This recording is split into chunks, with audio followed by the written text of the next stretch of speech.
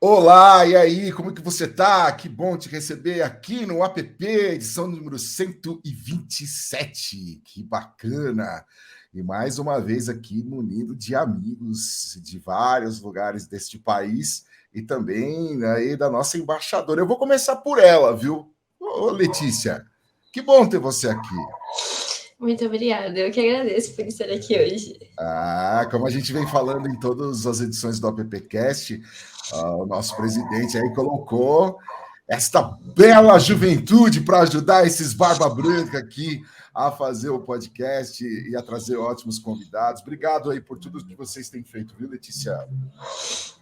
Eu que agradeço a oportunidade. Então tá bom, vamos chamar aqui. Ela é repetente. Ela é repetente aqui no AppCast. Que bom que ela apareceu de novo aqui. Mari, você tá bem? Mariana Vieira, lá da App Paraíba. Bom ter você Oi, de novo Ale. aqui. Oi, Ale, tô bem. Oi, Letícia, muito prazer. Eu não preciso nem falar que é uma satisfação, né, para mim estar aqui novamente. Não, você sabe, lembra que a gente falou na edição passada, né? Já tá vai vir uma missão aí para mim, uma missão, né? Aí. E olha, eu deixei ela por último, afinal de contas, ela demora para vir nesse podcast, mas demora. Ela é quase um ser assim onipresente. Onde você for, evento que você for, ela está acompanhando de alguma maneira. Maria Tereza Arbulo, como você está? Que beleza tá aqui hoje. Você falou da barba branca e aqui também os cabelos brancos. Então, nada como ter uma Mariana, nada como ter uma Letícia. Muito bom, muito bom. É muito bom estar aqui também, Ale. Hoje a gente tem um convidado muito especial, muito bacana. Afinal de contas, ele vem conversar aqui com a gente sobre o seu livro Pensamento Orquestral, um livro sobre a produção de conteúdo publicitário no ambiente digital. Né? Ele tem um longo caminho aí, está desde 2011 aí com o seu mestrado. Eu estou falando de Felipe Rocha, sim, ele que é o autor desse livro que eu acabei de falar, e também é publicitário, doutor e mestre em comunicação pela UFPE, Universidade Federal de Pernambuco, e pela UFPB, Universidade Federal da Paraíba. Muito bem, e da Paraíba está aqui a nossa querida Mari, né? Tá representando aí a nossa app. Felipe, você está bem? Bom dia, tudo bem? Daqui está tudo tranquilo. Gostaria de agradecer aqui o convite, viu? Para mim é uma satisfação aqui poder participar desse momento, né? Então, assim, estou animado e espero poder contribuir com vocês aqui, né, com um pouco do que eu sei. Legal. Você tem um currículo tão grande que a gente faz um spin-off depois aí, só do currículo. Não se preocupe, não, tá tudo bem. Tá bom, obrigado mais uma vez. Eu queria que vocês levantassem a mão aí. Qual das três quer começar com a primeira pergunta aí? A primeira que levantar a mão eu vejo daqui. Chegou ela, Mari.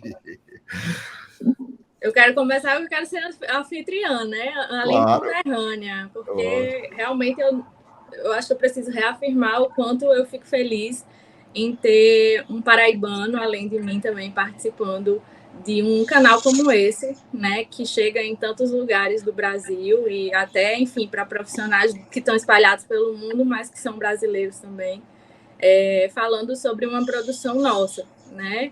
O Felipe vai poder falar melhor, mas o livro é recém-lançado e muito interessante para a nossa área, então eu fico muito feliz. E aí, eu já posso me lançar a fazer a primeira pergunta? Deve! Porque vai ser bem abrangente. Eu quero que ele comece a falar sobre, Felipe, o que é pensamento orquestral, que dá o título do seu livro. Então, eu gostaria de iniciar aqui mais uma vez agradecendo, tá, o convite da App Brasil, agradecendo o convite da App Paraíba também. Então, para mim, realmente é uma honra. Então, para que eu possa falar um pouco sobre, né, o título do livro que aqui se encontra, né, que a gente traz essa proposta do pensamento orquestral, eu tenho que retornar um pouco para entender essa jornada que foi desenvolvida durante esse percurso acadêmico, né? Então, assim, por mais que seja uma obra recém-lançada, né, esse livro foi lançado agora recentemente, em março, que é fruto do meu doutorado, desenvolvido na UFPE, mas ele tem o seu início ali ainda em 2011, 2012, né, quando desenvolvi ali o mestrado na Universidade Federal da Paraíba, né? Então, naquela oportunidade, eu realizava uma pesquisa sobre as chamadas plataformas colaborativas, né? Plataforma colaborativa, onde qualquer anunciante, independente do seu porte, ele ia lá, colocava o seu briefing, né, contendo todas as suas questões de comunicação, e qualquer pessoa, independente da sua capacidade técnica, fosse ele um advogado, um arquiteto, um engenheiro, poderia contribuir com o envio do seu conteúdo publicitário. Então, naquela oportunidade, a gente começa a identificar uma certa reconfiguração da prática, né? Então, no instante que o anúncio deixa de ser desenvolvido pelos profissionais e passa a ser desenvolvido por outras fontes de emissão. No entanto, ali ainda em 2011, 2012, era um movimento que acontecia de uma forma muito tímida, né? Principalmente pela hegemonia dos veículos de comunicação de massa, ou seja, o domínio dos veículos de comunicação de massa, e também do próprio mercado, né? A força das agências de publicidade e propaganda. Então, eu termino ali um mestrado, retorno para o mercado, né? Eu sou diretor de criação, trabalho há 14 anos já com direção de criação, dividido entre esses dois amores, o mercado e a academia. E quando eu retorno para o mercado, atuando como diretor de criação, pouco tempo depois eu começo a sentir essa desintermediação na pele, no dia a dia. Então, assim, aquilo que a gente havia observado lá enquanto estudo, começa a refletir na prática diária. Então, atividades que eram desenvolvidas antes apenas pelas agências começam a ser desenvolvidas por outras fontes de emissão, né? Então, assim, eu estou falando de uma realidade local, nossa, que é completamente diferente da realidade de vocês. Então, assim, o cliente, ele já começava a sair da agência e já não era mais aquela história de eu não quero mais a agência porque é o meu sobrinho que está fazendo. E aí começava a surgir outros participantes, e agora era a moça, para ser Felipe, a gente não vai mais trabalhar com a agência porque tem uma moça aqui fazendo conteúdo para a gente. Porque começa a surgir com muita força o criador de conteúdo, o influenciador digital, né? Então, assim, ali, 2016, 2017, eu começo a perceber que as coisas elas estavam muito distantes, né? Então, assim, foi um momento onde existia um certo crescimento meu profissional, né? Então, eu tinha passado pelo Festival Mundial de Publicidade de Gramado, tinha sido premiado. Aqui na Paraíba, vários prêmios tinham surgido durante esse ano, mas externamente já não fazia tanto sentido. Então, assim, ao observar a presença de outras instâncias, para mim já não fazia tanto sentido.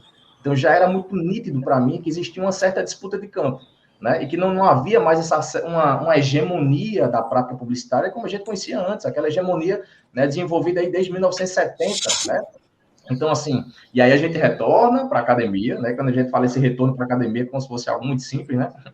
Mas passa aí por etapas e etapas ali de doutorado, de investigação. Então, quando a gente traz uma perspectiva de um pensamento orquestral, é quase como um final do estudo, né? Então, existe uma investigação de mais de 10 anos para a gente chegar nessa classificação, mas que, em termos aí, resumindo, é que a gente aborda a ideia de um pensamento orquestral. Então, a gente vai falar sobre disputa de campo e tudo mais, com a presença de outras instâncias disputando o mesmo campo que os profissionais. E a gente vai levantar que, dentre todas as possibilidades existentes, né, muito se fala disso, qual é o futuro da publicidade, o que é que será feito da publicidade. Então, o que a gente diz é que, dentre todas as possibilidades existentes, uma das formas que nós temos de resguardar o nosso campo de atuação é a partir da criação de universos autênticos e a orquestração desses universos entre as diferentes instâncias. Ou seja, é ter o domínio sobre a narrativa. É isso que a publicidade ela sabe fazer muito bem, contar a história, mas entender que ela já não dá mais conta de absorver todos os pontos de contato com o consumidor. Tem muita gente capaz já fazendo nesse lugar, né? Então, quando a gente traz uma lógica de um pensamento orquestral, é quase como se a agência ela estivesse ali realmente dentro de uma orquestra, né? Orquestrando as outras instâncias de produção, tendo a nítida certeza de que existem outros elementos dentro dessa história que já não dá mais para a gente ter controle sobre tudo, né? E já não faz nem mais tanto sentido. Então, quando a gente traz uma perspectiva de um pensamento orquestral, é sobre essa outra, né? É sobre esse papel de orquestrar essas produções. Ter o domínio sobre a narrativa, mas criar papéis para que outras instâncias possam assumir esses papéis. E produzir os conteúdos como vem ocorrendo naturalmente. Perfeito. Eu acho que a gente vai entender na prática melhor isso aí ao longo da conversa, né? Eu só queria destacar que eu tenho contato com diversos publicitários aqui da Paraíba por conta do meio de propaganda, que é um canal que eu faço há 12 anos. E quando o Felipe e a agência dele, na época, recebeu esse prêmio lá no Festival de Gramado, eu entrevistei, viu? Eu entrevistei. Então, assim, tem um histórico destacado esse menino. Vai lá, Lê. Ô, Felipe, quem é o maestro? Quem é o maestro? O maestro são as agências, né? Nesse sentido aqui, eu acho que a gente vai conversar um pouco sobre isso, mas aquela agência que entende que o seu papel hoje já não é mais ocupar todos os lugares, já não é mais ocupar toda a força produtiva, né? Então, existe um termo que a gente escuta muito, que se fala dentro do ambiente digital, chamado excedente cognitivo. Ou seja, é aquela força-produção, essa inteligência coletiva heterogênea que já existe no nosso meio, que já passa a produzir conteúdo, querendo a publicidade ou não. Então, já tem uma turma aí andando, caminhando e produzindo seu conteúdo. Então, quando a gente identifica que já não somos mais os detentores de todos os pontos dessa prática, a gente assume essa batuta ali. A gente assume esse papel de maestro, né? Então, vamos ter o domínio sobre a narrativa.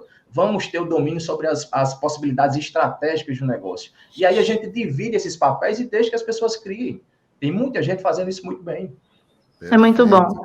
Ô Felipe, queria falar o seguinte, né, que eu acho que é preciso registrar aqui nesse episódio, né, que você traz para a gente essa conversa, que esse teu estudo, né, como você mesmo citou, desde 2011, 2013, resgata toda essa história recente, né, da transformação digital que a gente está passando. Então, falar hoje, né, desse tema e saber que não está dentro da agência tradicional somente a produção, né, publicitária, como a gente cita, é um pouco já, não é mainstream, mas já estamos nos acostumando. Mas você fazendo essas descobertas, né, e estudos e pesquisas desde 2011, 2013, realmente traz para a publicidade, para a propaganda, né, um estudo denso. O seu livro não aparece, enfim, mas são 400 e poucas páginas, pessoal, né? E vale muito a pena porque resgata com o nosso cenário da propaganda, né, todas essas transformações que foram acontecendo. Então, pegando a carona no que o Lupe falou, o maestro, claro, está nessa agência, que na verdade é a empresa, né, que pensa estrategicamente, acho que isso é bem importante, traz logo em seguida uma pergunta do professor Amadeu Nogueira nesse sentido. Mas eu queria que você nos contasse um pouquinho também desse leque, né, que você enxergou, que você foi enxergando ao longo desses anos, né, por onde passaram, para que mãos foram, né, que mãos se abriram, né, as possibilidades para a produção publicitária acontecer. Como que você viu isso ao longo do teu estudo e nesse cenário Brasil, né, que a gente tem, mas não esquecendo que tudo está globalizado também, né? Beleza, muito legal, muito bom. Eu acho que vale fazer uma distinção aqui. Quando eu trago essa perspectiva de um pensamento orquestral, eu não acho que esse seja um movimento ainda, por isso que demorou tanto a ser percebido. Porque não era um movimento ainda sentido pelas grandes agências que trabalham com verbos milionários, né? Então, assim, que tem acesso a grandes anunciantes e quando falta alguma skill, ela vai lá, por exemplo, e adquire, né, uma agência que tem aquela capacidade, aquele entendimento, né? Ou então ela começa a montar outros núcleos dentro da sua própria agência. Quando a gente fala de uma realidade de pequenas e médias agências, esse impacto ele é imediato. Né? Então, ali naquele momento, quando a gente fala de um percurso que começa a ser desintermediado por causa de outras fontes de emissão, isso impacta diretamente no negócio da agência. Então, ali em 2011, 2012, a gente já levantava essa possibilidade que já não fazia mais sentido a gente estar dando conta apenas de uma publicidade sobre uma ótica de uma instância profissional e que isso em 2011, 2012. E a gente levantava essa possibilidade que chegaríamos no momento onde a prática publicitária ela seria desenvolvida pelos usuários, que é exatamente a realidade que a gente tem hoje. Né? Então, assim, eu acho que isso impacta diretamente, no sentido de abrangência, de tamanho e de porte. Então, durante a nossa investigação, eu acho que tem dois elementos aí que permitem, que possibilitam essa disputa de campo.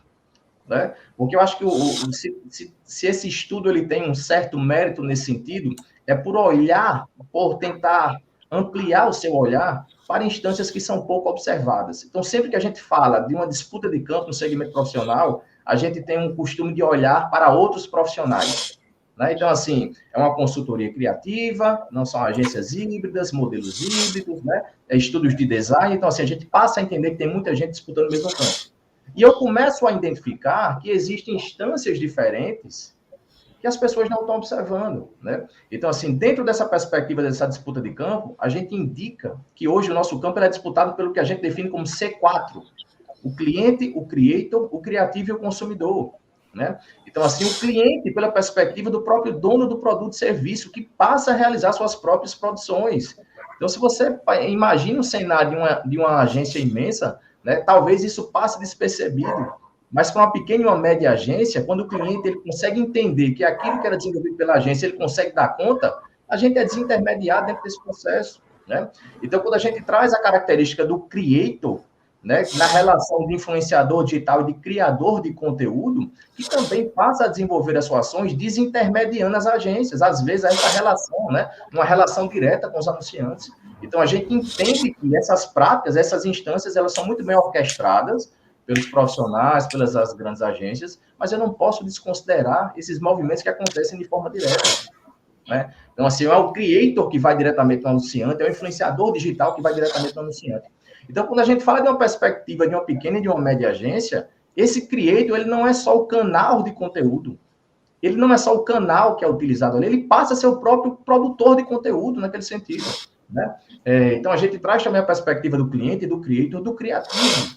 E aí, dentro da perspectiva do criativo, não por uma capacidade em si, porque eu acredito que a criatividade ela é uma ferramenta a serviço da humanidade, dos homens, mas muito mais pelo papel que existe no segmento profissional. É o papel do criativo, a função do criativo. E aí a gente vem para o consumidor. Se a gente for perceber, é a instância que mais produz conteúdo hoje para as marcas. Enquanto a gente está batendo esse papo aqui, milhões e milhões e milhões de usuários e consumidores estão produzindo conteúdo para as marcas, quer eles estejam cientes dessa participação ou não. Então, assim, é um campo que passa a ser disputado e que apresenta novas frentes, né? Então, assim, já não dá mais para encontrar. Eu estou dentro de uma agência, viu? Estou conversando com vocês aqui, assumindo meu papel de diretor de criação e estou dentro de uma agência nesse momento. Mas eu acho que a gente precisa descortinar. Eu acho que existe um certo receio nesse sentido, sabe? Quando a gente faz essa investigação, esse estudo, a sensação que a gente tem é que a gente está diante de dois universos, né? Então, existe um universo publicitário, aquele universo onde algumas práticas ainda são desenvolvidas desde a década de 70, com a formação de uma agência que tem essa formação, com duplas criativas e tal, aquele cenário que a gente já conhece, né? E existe o universo mercadológico. Dentro do universo mercadológico, o universo publicitário ele é um fragmento, ele é uma parte. Então, tem muita coisa acontecendo no mercado já. Então, acho que a grande preocupação que a gente tem no momento é descortinar isso que está acontecendo e tentar identificar como é que a gente utiliza esse excedente cognitivo, né? Então, assim, já existe uma força produtiva em ação. Como é que eu vou orquestrar tudo isso? Ao invés de achar que aquilo ali vem para me prejudicar, ou que eu estou perdendo espaço. Né? Então, como é que eu, enquanto orquestra, consigo mover todas essas peças dentro desse campo? Acho que essa é a questão. A NT citou o Amadeu, Maria Tereza. Eu vou colocar, inclusive, a participação dele aqui. Ele que... Acho que o Amadeu nunca veio aqui no podcast. Vamos até fazer um preview aqui do Amadeu. Pois é. Ó, vamos ouvir a pergunta dele aqui.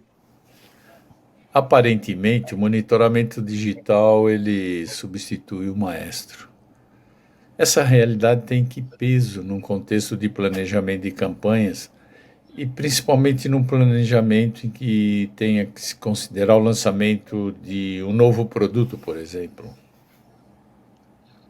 Quando você fala dessa questão quando ele fala aí da questão do que o digital ele substitui o maestro, não é isso? Algumas práticas elas já são praticamente automatizadas. Né? Isso. Então, se a gente vai pegar essa inteligência artificial aí que anda assombrando todo mundo, antes de entrar em contato aqui com vocês agora, eu estava vendo um vídeo sobre a nova atualização do Photoshop, né?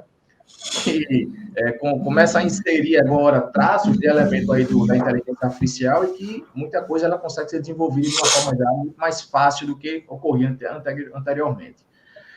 O que eu acredito é que quando a gente se coloca no lugar, né, da orquestra, quando a gente fala que uma das formas que a gente tem de resguardar o nosso campo de atuação é a partir dessa construção desses universos autênticos, aí já existe a grande diferença. Porque para que eu construa um universo autêntico, eu preciso de uma marca praticamente viva, que tenha sua identidade própria, que tenha sua estrutura narrativa própria, de um universo de marca completamente particular, seu, único. Eu acho que essa é a grande diferença. É aquilo que a máquina ainda não consegue reproduzir com facilidade. Então, não estou falando de uma orquestração, né, que poderia ser produzida pela máquina no sentido de tu vai fazer isso, eu vou ativar esse. Mas muito mais na orquestração, no entendimento de essa é a história que a gente está contando. Qual é a narrativa que a gente quer falar? Qual é a narrativa que a gente quer contar sobre essa marca? Como é que esse conceito está sendo desenvolvido, né? E como é que a gente pode criar novos papéis para que essas instâncias produtivas, o cliente, o creator, o criativo, o consumidor, eles assumam esses papéis de uma forma tranquila e naturalizada, né? Então, eu acho que assim, existe um movimento, a gente ganha muito com a questão da tecnologia, mas eu acho que existem particularidades para quem desenvolve, tem um domínio da narrativa que a máquina ela não conhece, né? Então, eu acho que existe uma relação ali, sutilezas na relação e na troca com o cliente que a máquina não sabe. Então, ela pode até orquestrar uma comunicação, mas de uma forma completamente genérica. Então, isso é até interessante, porque a gente está caminhando para um movimento de orquestração genérica, onde quem for diferente vai ser rei. Porque, assim, se a máquina está conseguindo produzir quase que numa escala aí industrial, né? Então, a gente vê um movimento crescente aí das pessoas se utilizando da inteligência artificial para produzir os seus conteúdos. Muita coisa é produzida, sim, mas pouca coisa se aproxima daquilo, da verdadeira essência da relação que a gente tem com o cliente. Bacana. ChatGPT é um bom exemplo, né? ChatGPT é um bom exemplo. O ChatGPT é um bom exemplo que eu trago aqui para a agência, né? Então, na função de diretor de criação, assusta. Então, assim, não dá para desconsiderar, né? Eu costumo falar que quando vem essa evolução tecnológica, está sentindo uma tsunami, né? Então, assim, você não para uma onda com a mão. Ou você aprende a surfar a onda, ou você se afoga. Então, assim, como é que a gente, a partir das ferramentas tecnológicas, a gente pode tirar proveito disso? E é o questionamento que eu faço para a equipe todos os dias. O que é que a gente está entregando hoje que o ChatGPT não entrega? Então, assim, se a gente está ali no mesmo nível com o ChatGPT, a gente está indo de uma forma superficial. E aí também eu acho que já abre margem para uma outra discussão, que é esse movimento maluco de ter que produzir conteúdo a todo custo, a todo momento. É uma realidade maluca. Então, assim, a realidade que eu peguei lá atrás, quando eu iniciei como diretor de criação, era outra. Tinha todo o processo criativo, tinha todo o cuidado com a criação, e aí eu vou falar para você também, mais uma vez, essa realidade das pequenas e médias agências, onde a gente tinha uma chance para acertar o tiro. Era um anúncio de jornal, era um anúncio de outdoor, era um anúncio de TV. Eu tinha que ser extremamente criativo para diferenciar o meu trabalho do outro. E essa é a realidade que a gente tem hoje. Quantas e quantas peças, quantas e quantas produções a gente não faz todos os dias para clientes diversos, né? Então, por mais que você queira, você não consegue exigir um nível de criatividade intenso em todas essas comunicações. Então, muita coisa do que a gente faz se assemelha àquilo que a máquina está entregando. E esse é o grande desafio que a gente precisa superar. Bacana. Ô Letícia, tem um personagem lá da escolinha do professor Raimundo que diria: venha!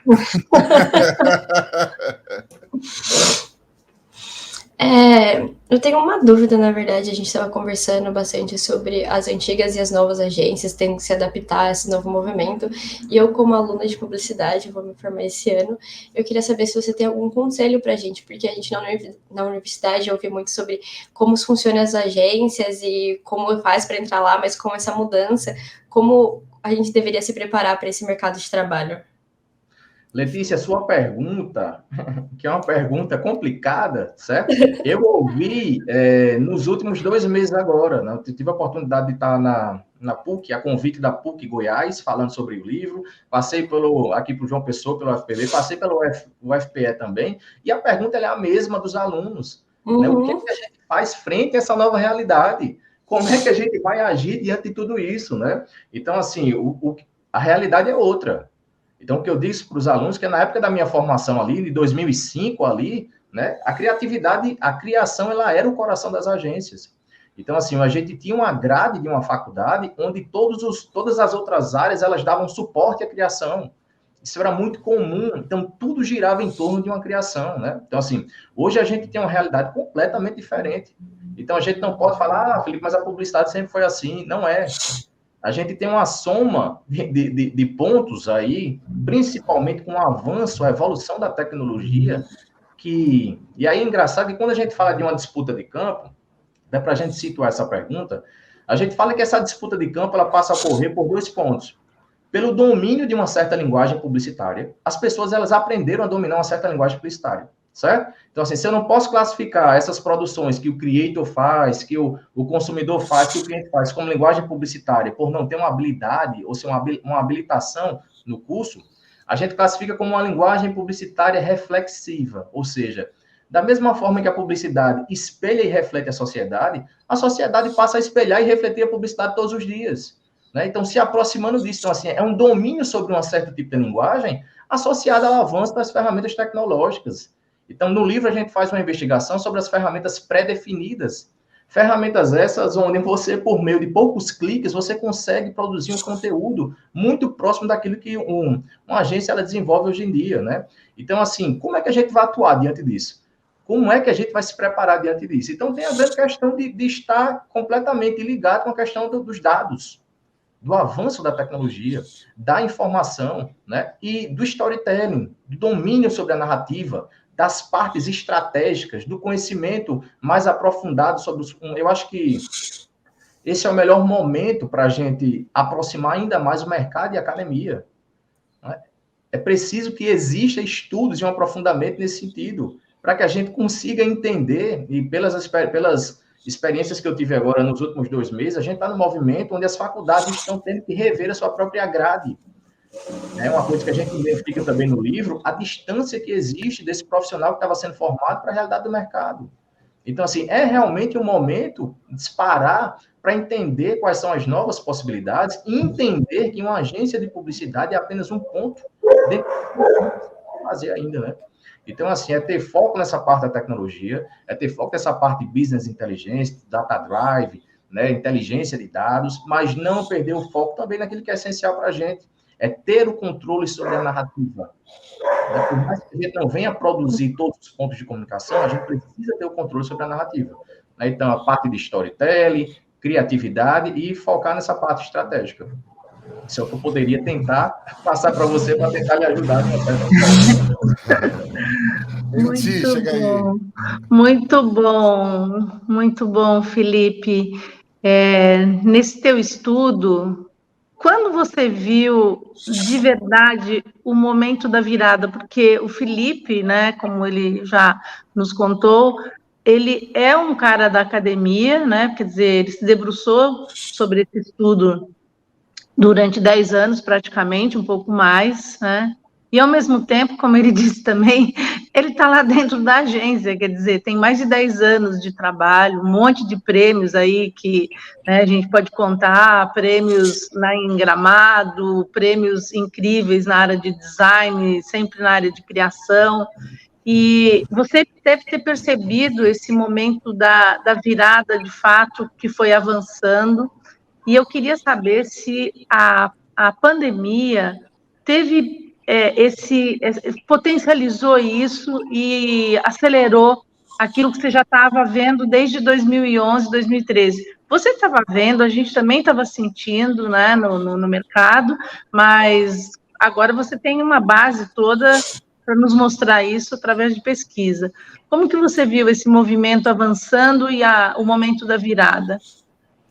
Muito legal a tua pergunta. Então, assim, o avançar desse movimento, tanto é que essa minha pesquisa, essa pesquisa que eu desenvolvo no doutorado, ela é desenvolvida a partir de uma metodologia que se chama teoria fundamentada nos dados, certo?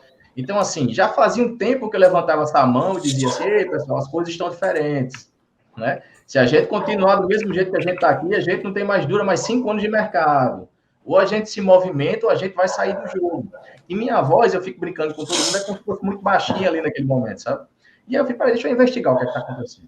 E aí, quando a gente vai com uma teoria fundamentada nos dados, não é Felipe que está falando, são os dados que estão apontando isso dentro da pesquisa.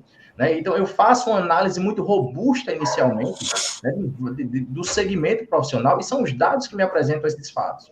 E aí tem um ponto importante que você fala com a questão da pandemia, que ela, de fato, teve uma importância nesse sentido, né, significativa para a aceleração desse movimento.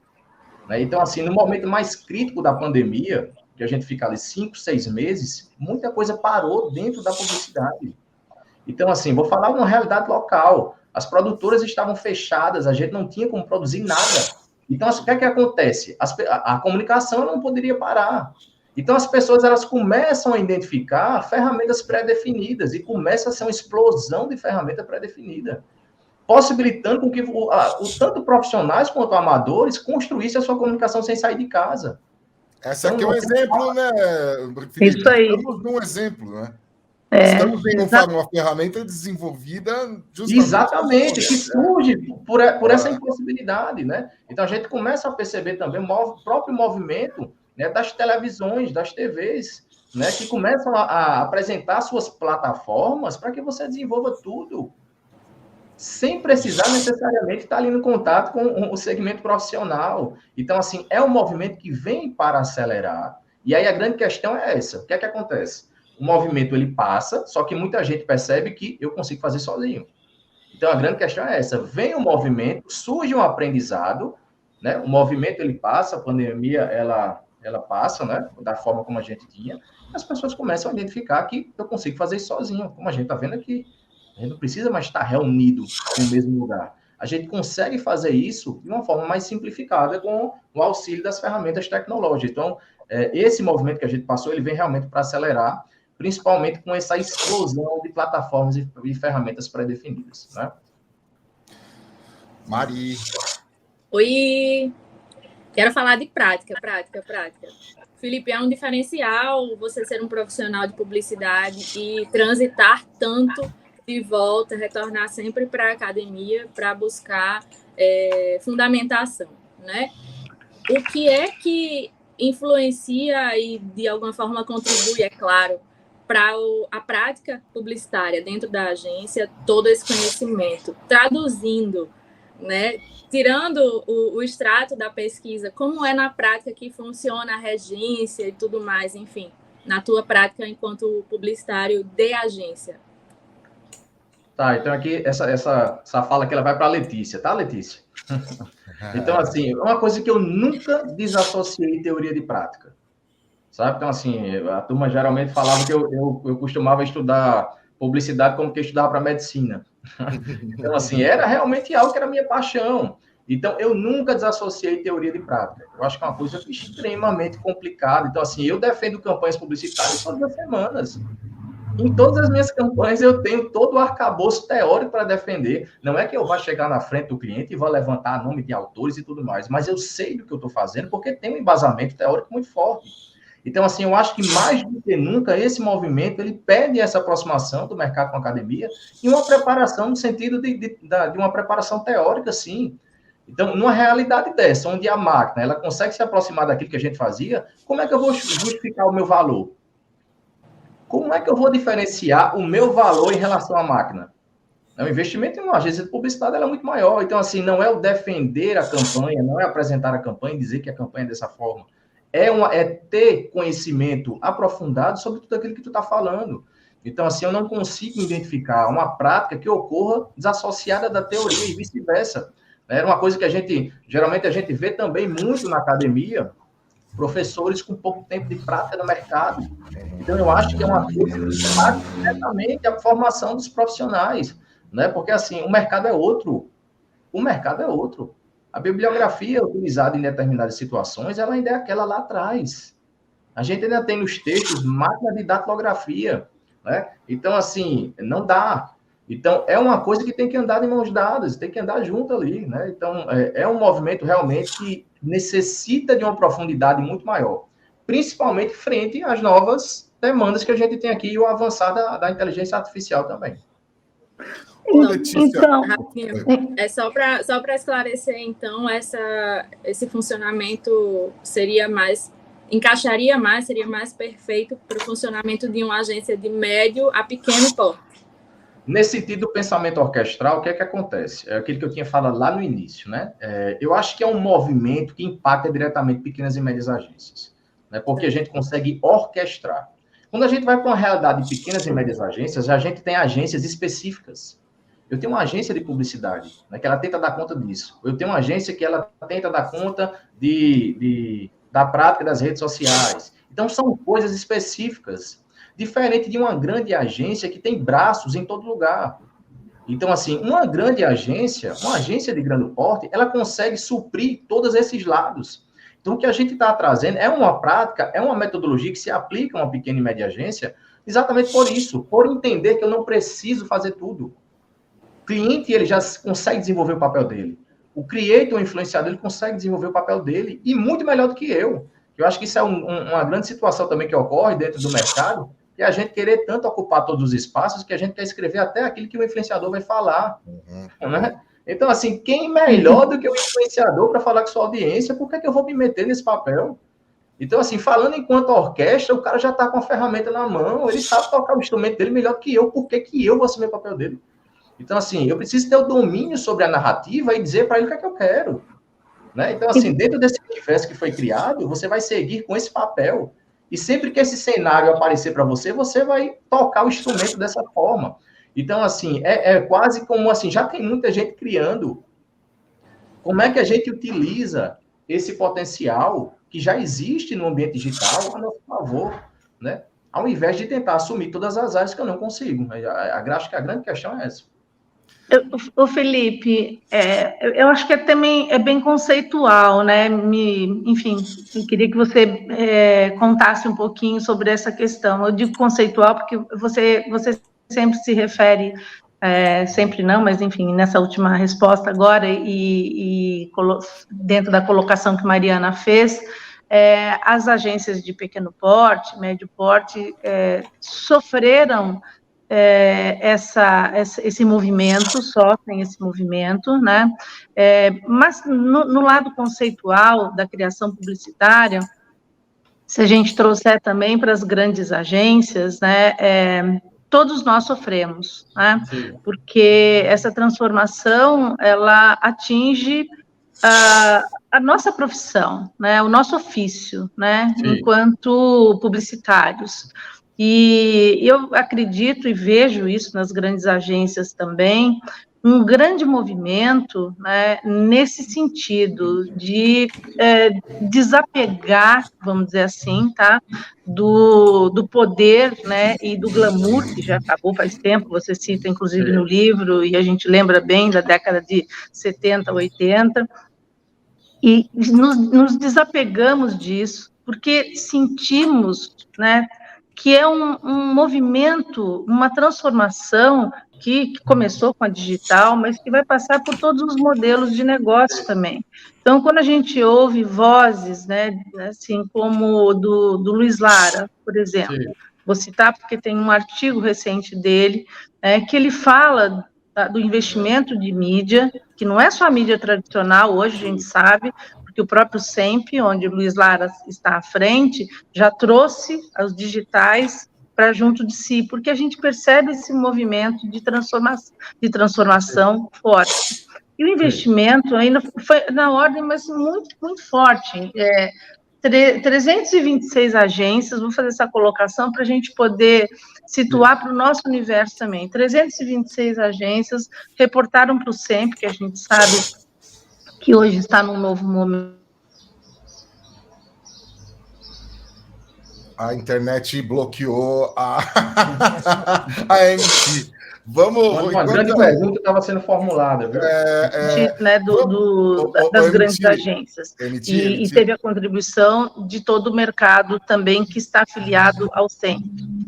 Esse investimento, né, que a gente tem, hoje a Deloitte já faz pesquisas que mostram que cada centavo que a gente está investindo, né, que o empresário, que o anunciante está investindo em mídia, em propaganda, em criação, né, ele tem R$8 de retorno, né, para o nosso mercado, para a nossa economia. Então, eu acho que esse pensamento que é conceitual mostra que há uma mudança muito forte e pautado, como você falou, né, a narrativa, a questão da estratégia, a questão da marca, né, de saber que para onde ela vai, né, que essência ela tem.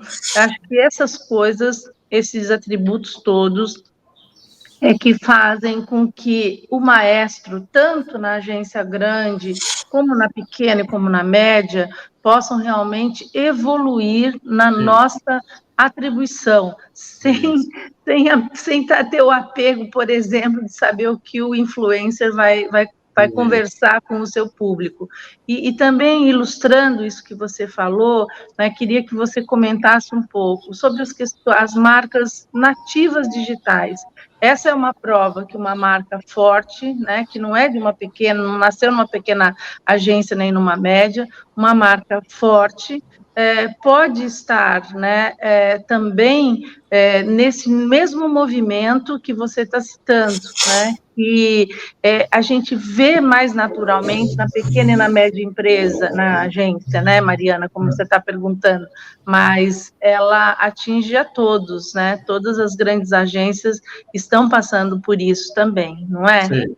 Quando eu trago essa perspectiva, é bom até você tocar nesse assunto, e quando eu trago essa perspectiva de uma realidade das pequenas e médias, lembrando que a investigação que eu faço durante todo esse tempo, ela dá conta no início de um cenário nacional, né? Então, assim, eu faço uma investigação durante os anos 2016 e 2017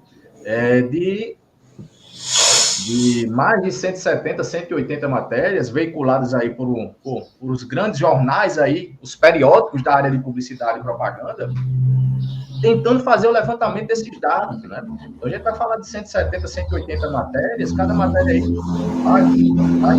é uma investigação muito aprofundada que tenta dar conta de um cenário nacional, né? Então, assim, essa percepção, a primeira parte do livro é toda em cima disso. Como é que o cenário nacional começa a enxergar esse impacto, né, dessas mudanças, dessa questão dessa chegada do digital, né, em tudo isso, né?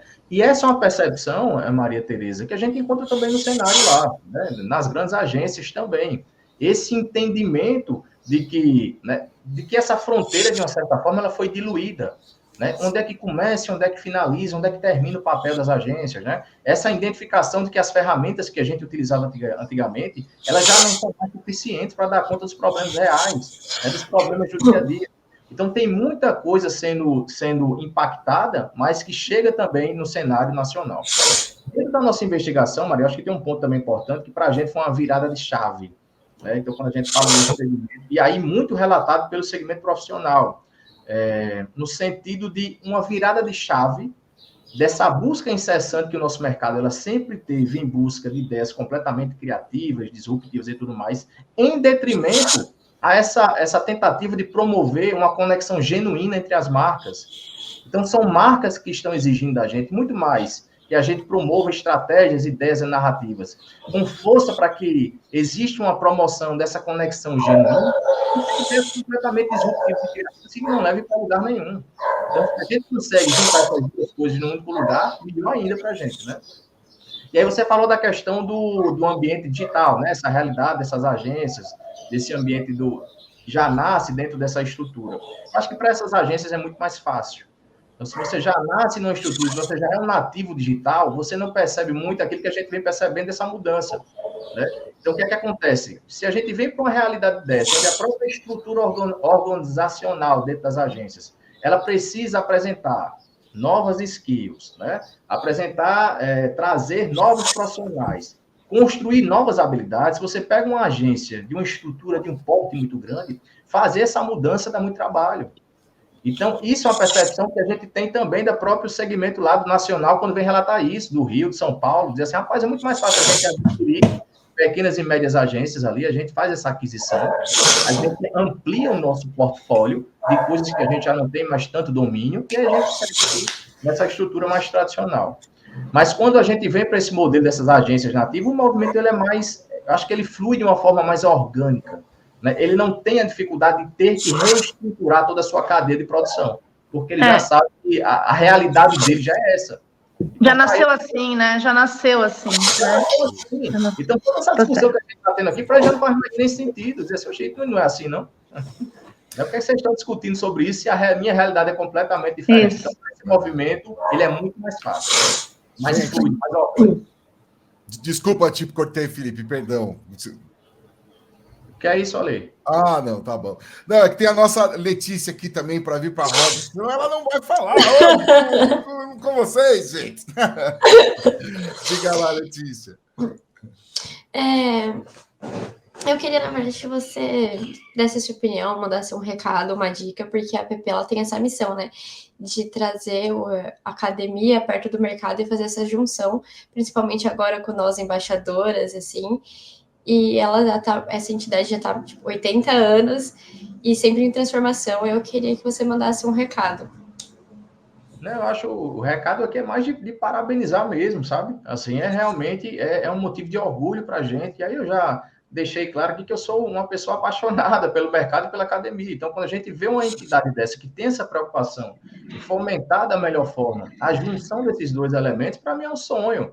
Né? Então, fui dar uma olhadinha lá, tem banho de diversidade, banho de gestão, concursos de jingle, concursos de TCC, né? Concurso universitário. Então, assim, é uma associação que tem uma preocupação muito grande em estreitar esse laço, né? Que eu acho que esse é o grande... Acho que é o grande diferencial. Eu acompanho um pouco das atividades que vocês fazem, vou acompanhar ainda mais a partir de hoje, com interesse por saber que tem uma associação tão atuante nesse sentido, e que é uma coisa realmente que faz toda a diferença para o mercado. Então, esse papel que vocês estão desenvolvendo hoje faz toda a diferença, tanto para os profissionais que já estão em atividade, né? Porque eu vi que vocês trazem nome de peso aqui para conversar sobre o mercado, trazer realidade, trazer tendências, mas para as universidades, para os alunos, para a Letícia, né, que está aqui em contato direto com essas mudanças, com essas transformações. Então, eu realmente só tenho a parabenizar a vocês, a louvar essa ação que vocês desenvolvem aí, e é isso. Mais 100 anos, aí mais 80 anos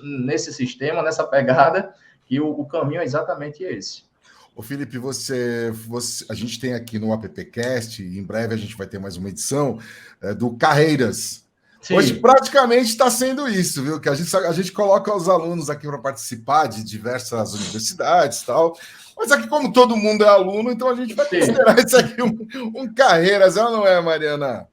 Exatamente, está todo mundo aprendendo, né? Ô, Felipe, só para finalizar, eu acho que Maria Tereza ela falou muito, sempre nas questões dela envolvendo a questão da estratégia, né? E você já vinha falado sobre o estigma da criatividade. Só faz essa relação, então, com o poder da estratégia e aí o pensamento orquestral, o que tem, enfim, de diferencial de se utilizar de uma estratégia, ou se o segredo também não só é esse aí de estratégia na prática. Eu acho que quando eu começo a fazer essa investigação, e aí as questões que eu começo a ouvir logo no início era isso. Tudo bem, Felipe, vamos admitir que as pessoas elas aprenderam de uma certa forma a ter o domínio sobre a linguagem publicitária e agora tem as ferramentas de produção, com a tecnologia, com a inteligência artificial. Aí a perguntinha que todo mundo me fazia era essa: e a estratégia? Onde é que fica o lugar da estratégia em tudo isso? Né? Que era como se dissesse assim, meu amigo, a marca sem andar ao lado de uma agência, ela não tem como caminhar, né? Porque assim ela perde todo o seu potencial estratégico nesse sentido. E a gente vai para o mercado, eu volto para o campo para pesquisar isso. Eu queria entender como é que essas instâncias aparentemente desabilitadas, como é que essas pessoas que não possuíam uma formação na área, elas passavam a disputar o mesmo campo que os profissionais. Para minha surpresa, eu começo a perceber que a estratégia ela é um ingrediente presente em todas as instâncias. Então, o que a gente pode questionar é se aquela estratégia ela era interessante ou não.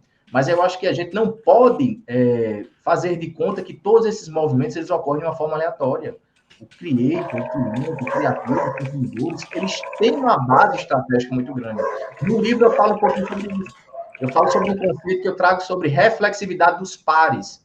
Ou seja, a capacidade que a gente tem de aprender, né, de enquanto eu estou produzindo meu conteúdo em tempo real, saber aquilo que o outro está fazendo. Pela própria estrutura modular que o ambiente digital permite, quase com uma transparência. Então, é uma estratégia que eu passo a compreender também a partir do jogo que é jogado, a partir do momento em que eu estou ali também no campo. Então, assim, quando a gente fala da importância da estratégia dentro de um pensamento orquestral, eu acho que é muito mais sobre uma ótica de ter controle sobre a narrativa, né? É assim, é você criar, ter o cuidado com essa criação desse universo autêntico e saber que tipo de peça você vai mover, como se a gente estivesse num tabuleiro. Qual é a peça que eu vou mover agora? Né? Então, o que é que eu vou botar agora? Em que momento a minha marca ela está e o que é que eu preciso fazer nesse momento? Quem é que eu vou orquestrar? Quem é que eu vou convocar para esse momento? E deixar que as pessoas façam, porque as pessoas elas sabem. Claro que não é uma construção aleatória, né? Então, quando a gente fala de um pensamento orquestral, é como se elas estivessem seguindo a história. Então, eu já utilizo a prática do pensamento orquestral em alguns clientes. Eu vou até o cliente, eu explico ao cliente como é que funciona. No início, funciona tudo normal. Criação de universo de marca, posicionamento de marca, definição de conceito, estrutura, storytelling. O que muda é o que acontece depois. Então, quando eu chego no cliente, eu passo a acionar o cliente dentro desse movimento. Então, eu sempre apresento os cenários para os clientes. Eu digo assim, é quase como se fosse uma novela. Eu digo, meu amigo, a novela que a gente está... O capítulo que a gente está falando é esse. Então, sempre que isso acontecer aqui, você vai agir dessa forma. Porque o que acontece? A gente está no momento onde o tempo real, ele é rei. Enquanto eu estou aqui, tem coisas acontecendo lá no cliente que eu não tenho como dar conta. Então, o que acontecia? Muitas vezes, o cliente ele ficava completamente refém à produção de uma agência, né, porque estava acontecendo um negócio lá e não tinha quem falasse, quem produzisse. Então, o que a gente diz é aproveite o que está acontecendo agora. Existem posições privilegiadas dentro desse campo que a agência ela não tem controle. Né? Então, é realmente essa preocupação estratégica e como é que a gente orquestra cada uma dessas peças da forma correta, em benefício da marca, e explicando para o cliente que ele também vai passar a produzir conteúdo para ele mesmo. Então, quando a gente fala da posição do cliente, não é o cara, o dono do produto, que vai apenas isso. É a posição existente lá no cliente. É a função do cliente que pode passar a ser ocupada por outra pessoa. O C4, então, é o cliente, o creator... O criativo e os consumidores. O criativo é o cara da agência e o consumidor é o consumidor. Perfeito. O criativo, ele abarca todo o setor profissional. Então, o criativo ele é muito mais pela uma função. Então, entra consultorias criativas, agências híbridas, estúdios de design. Então, tudo que cumpre com esse papel dessa função existente no cargo de criativo. Então, já ampliando o nosso olhar, que dentro dessa disputa de campo, existe muito mais gente, inclusive no setor profissional. Perfeito. Bom, Felipe... Para a gente fechar, hein, MT? Para a gente fechar. O tempo então... Hoje é uma aula mesmo, né? Porque você passeou aí pela história da publicidade, da propaganda, do nosso cenário de profissionais da indústria da comunicação, não é? Que a gente sempre cita com maestria, né? E fazer essa regência, né, que eu acredito que tenha uma técnica, né, e tem principalmente a questão da essência do controle, né, da essência da marca que está nascendo, que já está em sustentação, é muito interessante porque a gente já vê isso, por exemplo, produtoras que catequizam os seus clientes, colocando sets de produção para ele ir para a rede, e isso é uma forma de catequizar, de tornar nossos clientes embaixadores, né, da própria marca, de tornar os consumidores embaixadores também, não só eleger, por exemplo, alguns embaixadores, é como se a gente estivesse aqui na APP, todo o nosso universo de associados como embaixadores, né? É incrível como o tempo real da tecnologia fez com que a gente mudasse o nosso processo, né, de criação mesmo, de negócios, né? Então, é muito interessante, agradeço muito em nome da APP Brasil e de todas as regionais também, a tua presença, e que a Mariana faça o convite para que o Felipe Costa participe ativamente da APP Paraíba também, porque eu acho que talentos assim e pessoas que contribuem com a nossa atividade profissional e com a academia, né, precisam ficar por perto, né, desse cenário todo. Agradeço muito, Felipe, sua presença, e Letícia, nossa embaixadora, que brilhou aí também com a gente, que bom, sempre estará presente como AppCaster aí, né?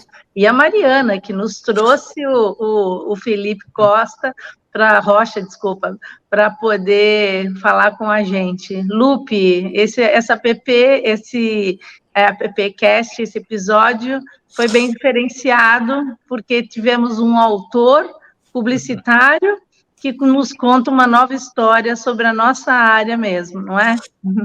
Sim, uma apresentadora nova, Maria Tereza Arbulo, que acabou de encerrar o nosso podcast. Felipe, muito obrigado por tudo aí, cara. Foi como a MT disse, foi uma aula mesmo. E tem o Festap aí também, logo a Mariana leva para você mais informações aí, que também é um evento que acontece aí há pelo menos 34 anos na APP e que envolve aí o universo publicitário. Esse ano a gente faz de novo, agora aí no mês de setembro, e inclusive tem transmissão ao vivo também pelas redes, e é legal, você vai adorar entrar em contato com esse festival, e quem sabe você não entra aí online ou não está aqui em São Paulo para participar com a gente. Claro. Né? Tá feito o convite.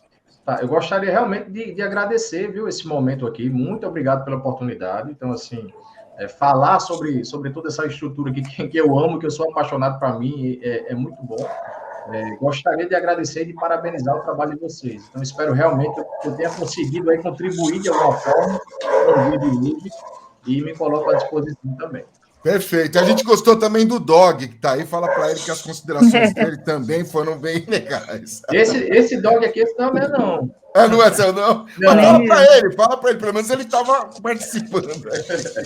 Felipe, obrigado. MT, obrigado. Mariana, obrigado. Letícia, bem-vinda. Precisa estar mais aqui, Letícia. Muito obrigada. Beijo para todos. E olha, pessoal, bom dia para vocês. Você que está aí e acompanhou a gente até aqui, essa foi a edição número 127 do AppCast. E se você que ainda está chegando, está conhecendo a gente agora, aproveita para maratonar as outras 126 edições que temos aí em todos esses anos de AppCast, que começou na pandemia e está aqui, ó, até hoje, recebendo convidados maravilhosos como o Felipe. Para saber mais sobre a app, appcast.com, appbrasil.org.br. Agradeço também a equipe da Compasso Colab, que edita, monta e distribui o AppCast. Até a próxima, gente. Valeu! Até mais, pessoal.